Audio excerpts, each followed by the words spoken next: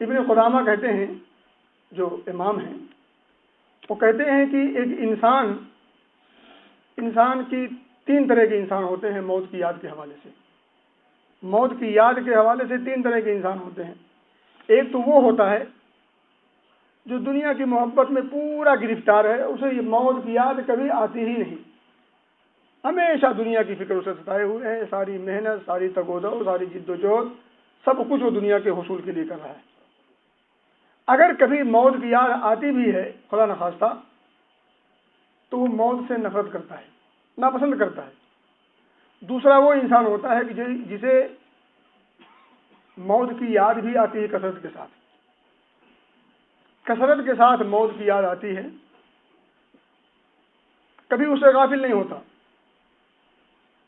لیکن جب کبھی موت کی یاد، کبھی نہ کبھی اسے موت کی یاد سے کراہت بھی ہوتی ہے، اور اس کی کراہت اس بنا پر نہیں ہوتی ہے کہ موت سے نفرت ہے، کراہت اس بنا پر ہوتی ہے کہ وہ گنہگار اپنے آپ کو تصور کرتا ہے کہ میں گنہگار ہوں، اگر موت آ گئی اور میرے یہ گناہ مجھ پر باقی رہے تو معاملہ گڑبڑ ہو جائے گا، اس لیے وہ مزید نیکیوں کے حصول کے لیے اور آئندہ اپنی سدھار کے لیے موت سے نفرت کر رہا ہے۔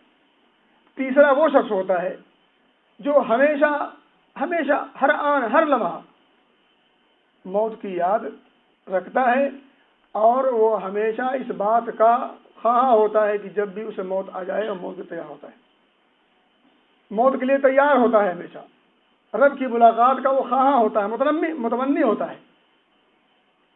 کیوں؟ تاکہ دنیا کے مصائب و مشکلات سے اپنے آپ کو جتنی جلدی ہو سکے بچا سکے۔ ان تینوں میں سب سے لاسٹ والا سب سے بہتر، اور سیکنڈ والا سیکنڈ ہے، اور فرسٹ والا سب سے بدتر ہے۔ سب سے بدتر ہے وہ شخص جو دنیا کی محبت میں گرفتار ہو اور موت اگر یاد آئے بھی کبھی تو وہ موت سے نفرت کرے۔ سب سے بدتر ہے وہ شخص۔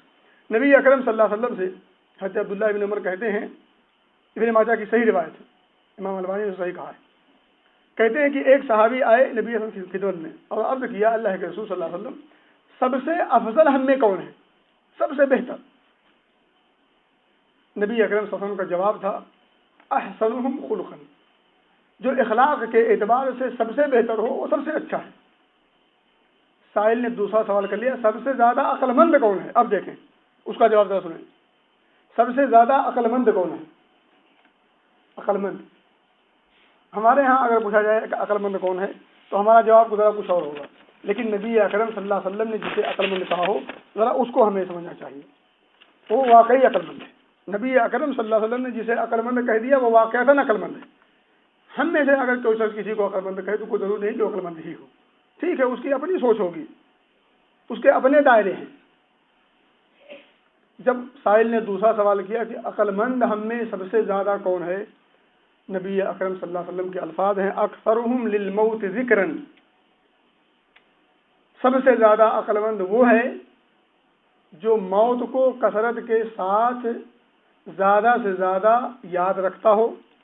بات اتنی ہی نہیں، آگے بھی ایک بات، وَأَحْسَنُهُمْ لِمَا بَعْدَهُ اسْتِعْدَادًا، اور موت کے بعد کی زندگی کی پوری تیاری کرنا، موت کی کثرت کے ساتھ یاد کرنا، موت کے بعد کے جو مراحل ہیں ان مراحل کو آسان کرنے کے لیے، ان مراحل میں سرخرو ہونے کے لیے، کامیاب ہونے کے لیے تیاری کرتا ہو۔ اولئک الاکیاس، یہ سب سے زیادہ عقل مند لوگ ہیں۔